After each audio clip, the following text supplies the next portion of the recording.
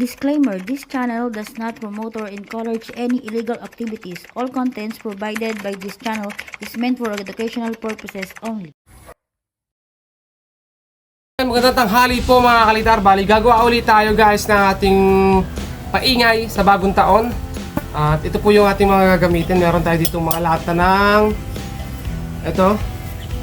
lata ng gatas pa rin. Pero ito yung mga natural na size lang guys. Tapos siyempre kailangan natin ito alloy. Ito yung magsisilbing tangke natin. Ganito lang guys. At siyempre kailangan natin ng butane. Ayan, pasensya na kayo, medyo maingay yung mga aso dito. Butane, ito yung ating gagamitin natin pinaka-mitsa. Okay? Bali, umpisa natin ulit sa pagbubutas guys. Butas lang tayo dito ng mga lata natin. Okay guys, bali ito nga pala yung gagawin natin, DPVC, para mas matibay. So putulin lang natin itong ating PVC para dito natin ilalagay yung ating mga gagawing divider o yung lata natin bubutasin. So putulin din natin magkabila. Kuhanin lang natin yung tamang haba ng kailangan natin PVC guys. Tapos meron tayo ditong tangke. Ito yung gagawin nating tangke guys. Ito ay alloy, kaya siguradong napakatigas at napakatibay nito. So cut natin yung pinakapuwitan para maisuot natin sa pinakaibabaw ng PVC. Yan, parang ganyan lang guys.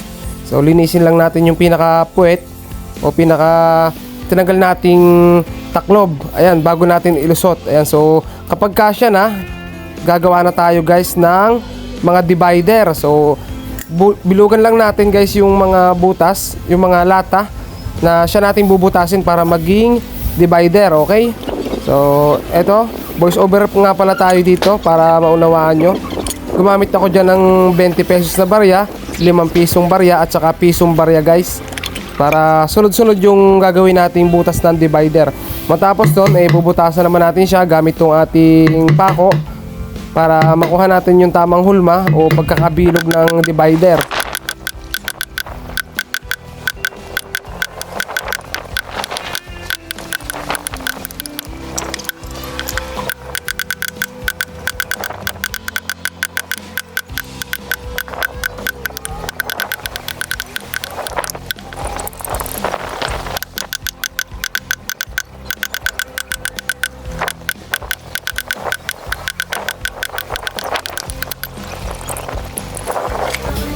Matapos natin siyang butasan guys, ang gagawin naman natin, bibilugan natin to ating ginawang divider. So ipapasok lang natin tong tubo, tapos paikot-ikutin lang natin yung tubo sa loob para yung pinakatalim ng ating ginawang divider mabilog.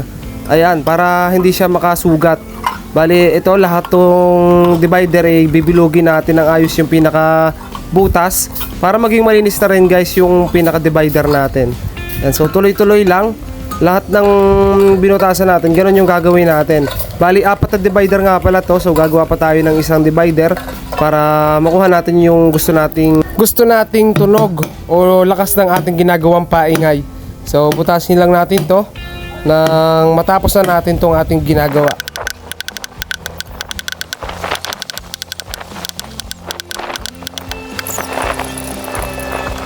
Bali, ito nga pala, nabutas na natin lahat yung ating divider. So 4 na divider guys. So gagawa naman tayo ng pinaka tangke.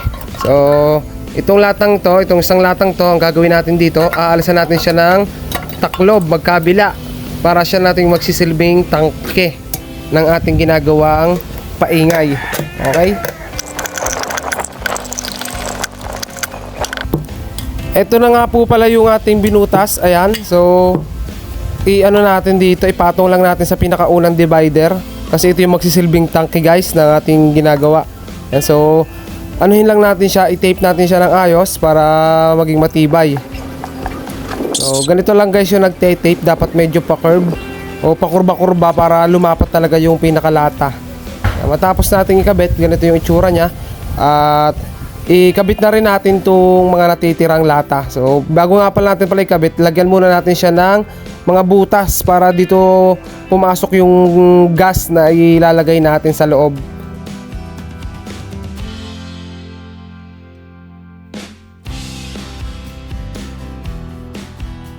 Ngayon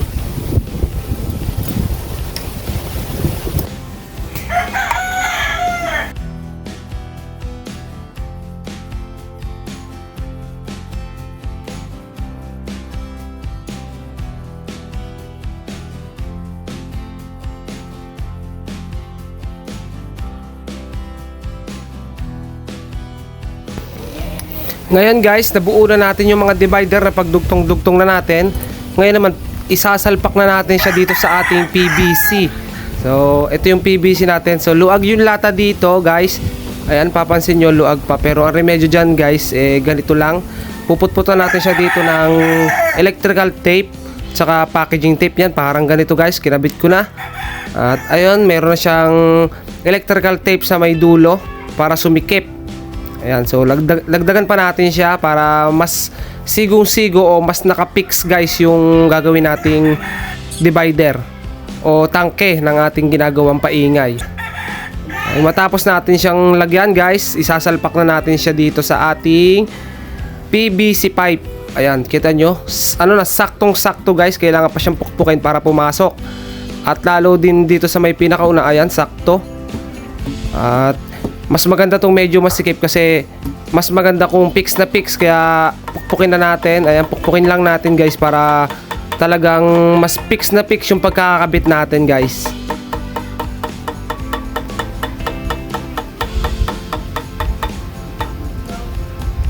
Matapos doon, alisin natin yung mga tape na tira.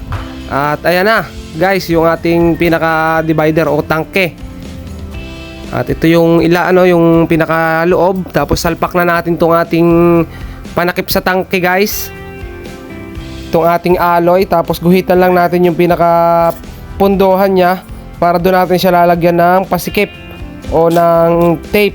Kaya naman basahan guys, pwede tayong gumupit dito ng basahan. Ayan, para mas fix na fix at hindi tayo makapag-aksaya ng maraming electrical tape o kaya packaging tape. So balot lang natin siya dito sa ating ginawang PVC na paingay. At ayan, iputput lang natin dyan sa may paikot bago natin lagyan siya ng electrical tape. Diskarte yun para hindi tayo maaksaya do sa tape na gagamitin natin guys. So ayan, fast forward na lang natin guys. Tapos kapag sakto na yung pinakatangke, pwede nyo nang putulin yung electrical tape. At ayan, wala, saktong-sakto guys yung ating ginawa. Ayan, kita nyo naman, saktong-sakto yung natin, yung pinaka-tangke. Tapos dagdagan pa natin siya ng electrical tape dito sa may pinakabunganga ng ating PVC pipe para wala naman siyang singaw. Okay? So ganyan lang, paikot-ikutin lang natin. Kailangan talaga walang singaw yung tangke natin kasi gas yung ilalagay natin dito, hindi siya denatured. Okay? Tapos ayan, saktong-sakto na guys at fix na yung ginawa natin. Tapos konting pukpok lang dito para mas kumapit pa sa electrical tape yung pinakataklob ng tangke natin. Ayan, so butasan naman natin siya ngayon dito ng pako kasi maglalagay tayo ng screw. Yung screw mga kaliter ay ito, yung tornilyo. I-screw natin siya dito sa may tangke natin. Ayan, para mas matibay at kung sakaling gamitin na natin ay hindi siya tatalsik. So magkabila natin siyang lalagyan guys, yung likod din parang ganito guys. Tapos lagyan natin ulit siya ng tornilyo o screw natin guys. Okay, tapos nito guys, maglalagay pa rin tayo dito sa may pinaka bandang pagitna dito sa may pinaka huling divider. Lagyan din natin siya ng screw para hindi umus-us yung lata pababa kapag ginagamit na natin. Okay, magkabila din para mas sure na mas matibay guys yung ating ginagawa. At matapos nun, lagyan natin siya ng electrical tape. Ayan, paikutan natin para talagang sure na walang singaw at matibay. Tapos itong electrical tape, lagyan natin siya ng packaging tape guys. Packaging tape yung susunod natin. Ayan. Okay, paikot-ikutin lang din natin guys para sure na talaga ang tibay ng ating ginagawa. Tapos nito guys, gagawa na tayo ng pinaka igniter natin. So ang gamit natin dito guys itong butane o pinakaulo ng butane guys. So ibutas lang natin siya sa taklob ng ating tangke. At ganito lang, tapos butasin natin. Pag nabutas na natin to guys, ang gagawin natin, ipapalsak natin yung pinaka bunganga nung ating butane o pinakaulo ng butane. Ayan, tapos ililagay natin siya ng glue para mas lalong matibay yung pinakakapit. Kailangan talaga gumamit ng glue dito guys para wala ring singaw.